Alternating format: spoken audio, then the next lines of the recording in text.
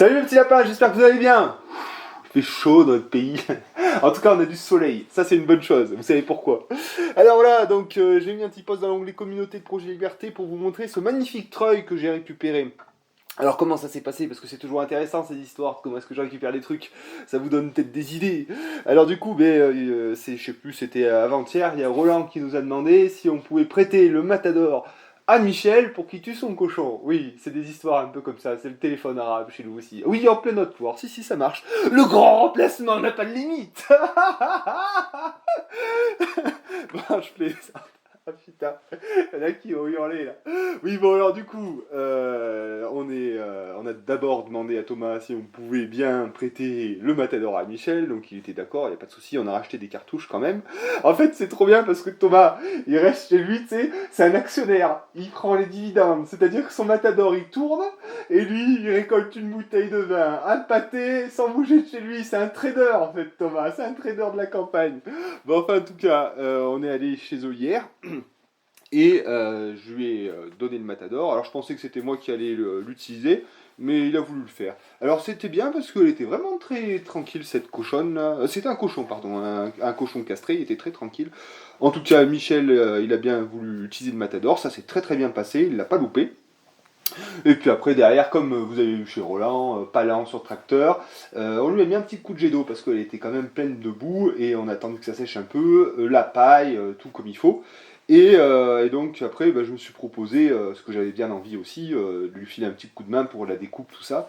Donc voilà, donc ça m'a permis de voir encore la découpe d'un cochon, ce qu'il faut, ce que je trouve très intéressant. C'est comme je disais sur le live, il faut vraiment en faire beaucoup, hein, un par an, ça suffit pas. Il faut vraiment prendre toutes les occasions pour en apprendre le plus possible.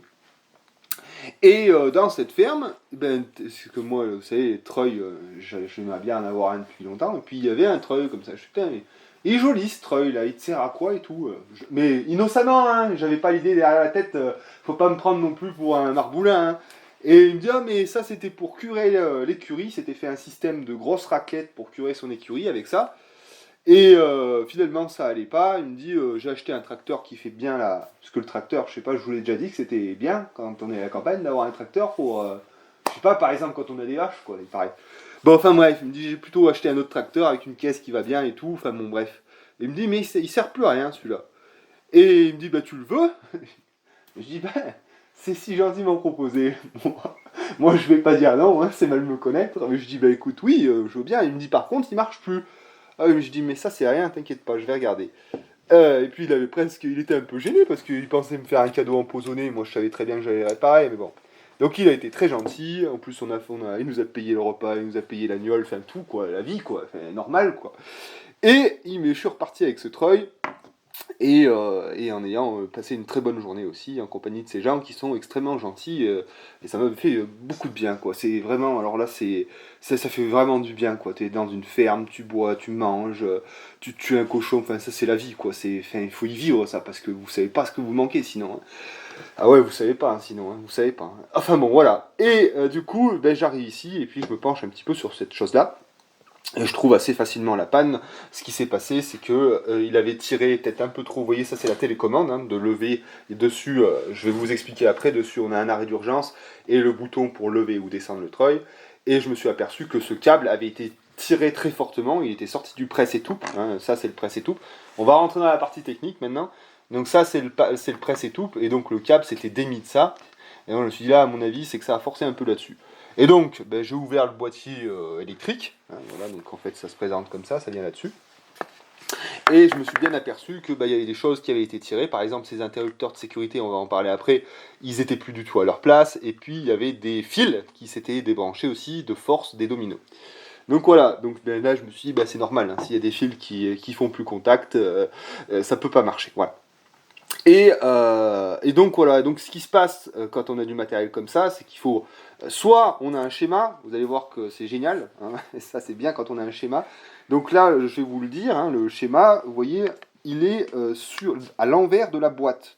C'est même pareil en électricité, normalement, derrière la boîte de dérivation, on a un petit schéma dans lequel on peut mettre quoi correspond à quoi. Et là, donc, c'est très bien fait. On a un petit schéma comme ça, avec les représentations, les dominos, la terre, etc. Ça nous permet de nous repérer. Bon, là, ça va être compliqué de vous montrer ça, de vous l'expliquer, on va voir. Mais en tout cas, ça me permet de comprendre le schéma électrique sans trop me faire chier à faire la continuité et à comprendre comment passe le jus. Hein, comme je vous avais montré sur la pompe. Vous rappelez-vous, on avait fait une pompe de surface, on avait mis un interrupteur dessus. Et donc à ce moment-là, j'avais fait en sorte de suivre le jus. Hein, je vous rappelle, le courant, ça va de la phase, ça alimente un appareil quelconque, et puis ça ressort du neutre. Hein, c'est vraiment une boucle comme ça. Voilà. Enfin, c'est l'électricité niveau 5e, hein, il va falloir s'y remettre les gars, pour ceux qui ne savent pas. Oh là vous aimez pas quand je vous dis ça. Ouh là je fais la morale, c'est pas bien. Ouh là là. Donc voilà, donc du coup, et ben avec ça, donc là il y en a un ici le schéma, et il y en a un ici aussi. Donc là vous savez c'est le condensateur, on retrouve ça sur tous les gros moteurs électriques. Hein. Hein, donc je vous rappelle, il se charge et permet ensuite de se lancer. Alors oui, oui ça doit être ça, parce qu'il y en a certains aussi condensateurs qui sont là pour simuler un triphasé, mais la plupart du temps, c'est des condensateurs qui se chargent et qui permettent de surpasser le courant d'appel du moteur. Hein, vous vous rappelez la bétonnière aussi. La bétonnière, il fallait, comme le condensateur était mort, eh bien on avait un bruit de moteur qui ne voulait pas avancer. Et juste, on mettait un petit coup comme ça sur le comment ça s'appelle là, sur la bétonnière, juste on la lançait à la main et c'était parti. Bon, voilà, donc ça, bon, bref. Et donc là, c'est pareil, vous avez aussi un schéma qui est dessous et qui nous dit tout, hein, qui nous dit la couleur des fils, où ça se branche, etc. etc. Bon, voilà. Donc, ben là, moi, quand j'ai pas besoin de me faire chier, hein, j'ai pas besoin de me faire chier. Donc, j'ai repris mon schéma, et j'ai regardé les fils, les couleurs, tout ça comme ça passait, et j'ai tout remis à sa place. J'ai pas eu besoin de m'emmerder à faire la continuité, etc. etc. Hein, parce que sinon, il faut faire comme ça, suivre le jus, voir les continuités, etc. Je vais quand même vous expliquer un petit peu comment c'est pensé et comment ça marche pour la culture, mais on va pas faire comme la dernière fois, suivre le jus, parce que sinon ça va être trop long et je vais pas m'emmerder. Donc, on a un treuil qui fait une tonne, avec un moteur électrique, qui fait 1800 watts, celui-là. Hein, je vous garantis qu'il faut que le groupe électrogène soit bien chaud, parce que sinon je le fais caler. Ouais, oui, c'est vraiment un bon, quoi. Hein. Pour ceux qui se demandent combien ça coûte, c'est aux alentours de 160 €, ça. Voilà. Donc, on a une alimentation, hein, comme tout appareil électrique, une alimentation secteur de 130 volts, la tension. Hein. Donc ça aussi, il faudra peut-être reprendre. Hein, si vous n'êtes pas au point sur qu'est-ce que la tension, volt, la puissance, watts, l'intensité, ampère, si ça vous ne connaissez pas, il y a des bases à reprendre. Hein, avant d'aller ouvrir un livre de permaculture, peut-être bosser un peu l'électricité, ça sera peut-être la base quand même, avant de faire des trucs de guignol. Là. Bon, alors voilà, donc... ou l'élevage, aussi ça. Alors, donc, bref, la base. Bon. Donc là, on a l'alimentation secteur. Voilà, donc elle est ici, l'alimentation secteur. Et donc, qu'est-ce qu'on a? On a le neutre, toujours. Enfin, d'abord, la phase, hein, le neutre, puis la terre. La terre, elle est reliée, on doit le voir un petit peu par là, elle est reliée au bâti, hein, à la masse, au bâti du moteur électrique. Voilà. Bon, après, on va pas trop rentrer dans les détails, parce que sinon, c'est trop long. Mais on a plusieurs interrupteurs qui permettent d'ouvrir le circuit. Alors ça veut dire quoi ouvrir le circuit? Ça veut dire couper la connexion entre deux fils. Vous voyez là je fais la continuité, hein, vous vous rappelez la continuité, si on touche les deux électrodes, hein, ça sonne. Voilà. Donc si par exemple je fais ça, ça sonne parce que en fait le jus, le jus ou le signal, oui le jus, il passe dans ma petite tétine rouge, il va dans cette pièce là et il revient dans le truc noir. Bon. Et là, donc, dans ces interrupteurs-là, si je veux comprendre comment ils fonctionnent, je me mets d'un côté, je me mets de l'autre. Là, le jus passe. Si j'appuie sur l'interrupteur, hop, là, si j'appuie, ça ouvre le circuit et le jus ne passe plus. Ok? Donc ça, c'est marqué aussi sur l'objet électronique. C'est-à-dire que là, ici, là, vous voyez, vous avez un schéma. Vous vous rappelez ça? Ça, c'est pareil, c'est les cours du collège. Hein, ça, c'est un interrupteur. Donc voilà, donc soit on l'ouvre, soit on le ferme. Donc là, quand on appuie, on ouvre le circuit, donc on éteint la machine, quoi. Voilà. Ok. Alors à quoi ils servent ces interrupteurs? Parce qu'on en a plusieurs. Ici on en a deux, et ici on en a deux aussi. Là, à ce niveau-là. Hein, voilà. Et puis on en a deux aussi au niveau du bouton de commande, du boîtier de commande. Alors c'est très simple. Vous voyez, là vous avez une pièce métallique hein, qui va bouger comme ça, vous voyez. Et là, on se rend bien compte là que quand ça, vous voyez le mouvement quoi. Hein, Et en fait, cette petite tigette là, elle va appuyer sur les boutons. Donc en fait, on comprend que quand on a remonté le treuil à fond, que la pièce, elle vient en buter contre cette affaire là, et ben ça fait levier, ça appuie sur notre petite tigette, ça finit donc par appuyer sur nos interrupteurs et à couper le moteur. Alors pourquoi? Ben, tout simplement parce que si vous continuez d'enrouler là, au bout d'un moment, ça risquerait bien de faire du dégât. Hein. Donc là, dès qu'il y a un effort là-dessus, que en fait tout le matériel est remonté, ça s'arrête, on ne peut plus forcer. Voilà, on peut plus alimenter le moteur, on ne peut plus rien faire. Voilà. Donc c'est une sécurité. Hein. On a la même chose ici.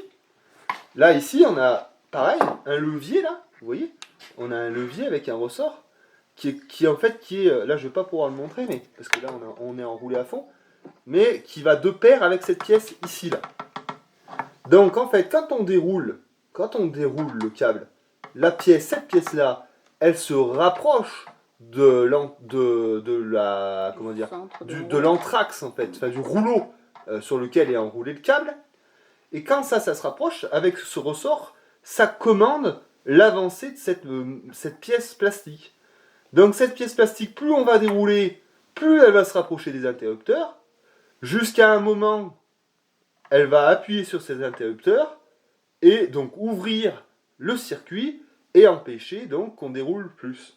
Voilà, c'est une limite de déroulage du câble. Hein, c'est pour ne pas en dérouler trop. Puis même après, force de dérouler, de renrouler dans le mauvais sens. Quoi. Voilà. Donc il y a deux interrupteurs comme ça, donc, qui sont en fait des limites de descente et de montée du treuil. Et ensuite, on a aussi dans la télécommande, ici, en plus d'avoir le condensateur qui est placé, à mon avis, ici pour des raisons ergonomiques, je pense. Minette, ça y est, elle veut faire de l'électricité, maintenant, ma fille. Non, mais tu m'aimes trop, toi. Tu viens là. Allez, stop, ça suffit, il y a trop d'amour.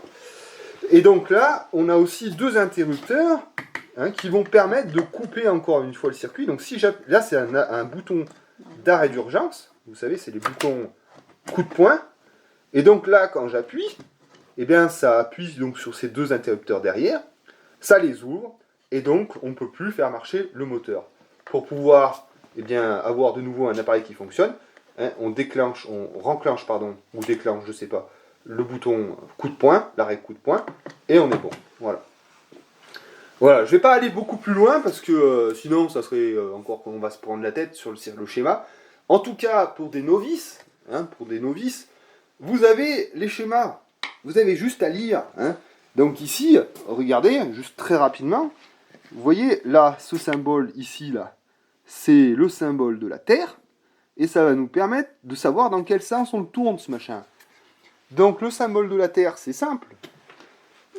Il nous dit, donc voilà, la Terre, je vous rappelle, c'est le jaune et le vert qui vient de notre alimentation, et qui vient ensuite se visser sur le bâti de la machine. Donc là, je sais que je regarde dans le bon sens. J'ai ma Terre qui est devant, là, voilà, et mon domino qui regarde comme ça. Et donc après, j'ai juste à me dire, à regarder, parce que tout est marqué, tout est marqué, les couleurs, les interrupteurs, etc. Donc je commence, quel fil arrive, ainsi de suite, je remonte comme ça, je me gratte la tête, je regarde les couleurs, etc. Je remets tout à sa place, et ça ne peut que marcher. Voilà.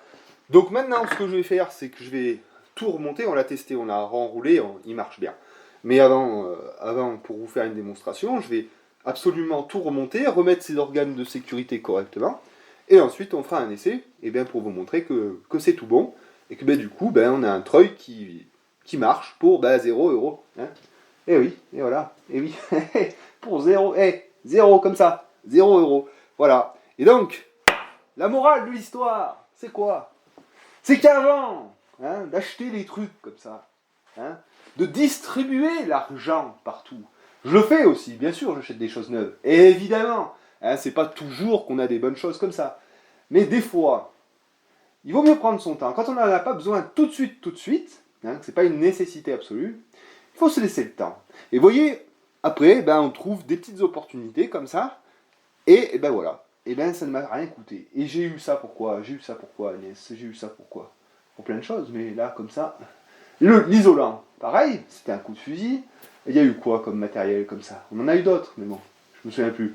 Et la tronçonneuse, la grosse Husqvarna, la 372 XP, on me l'a vendue 100 euros, il y avait une durée d'essence à changer. Voilà. Donc vous voyez, au lieu de courir comme ça, là, au magasin, acheter une tronçonneuse qui coûte 1500 balles, là, comme ça, peut-être qu'il y a des petites affaires à faire comme ça. Et pareil pour le treuil, au lieu de claquer là, hein, des 1000 et des 100, et ben peut-être qu'il y en a un sur le bon coin qui demanderait qu'à être réparé. Voilà, et c'est ça, c'est un peu ça, enfin, c'est carrément ça, hein, la démarche d'autonomie. Hein, c'est pas, je dirais, c'est la dernière chose, après j'arrête, je vous jure, j'arrête de varier. Être un autonomiste, c'est être un peu moins consommateur, un petit peu moins. Voilà. Bisous, mes petits lapins. Et je vous fais la démo. Si, je vous fais la démo juste après, mais je vous embrasse parce que je vous retrouve pas après. J'ai déjà assez parlé comme ça. Allez, mets un pouce bleu quand même. Pense à t'abonner. Oui, je te laisse. Allez, ciao, bye.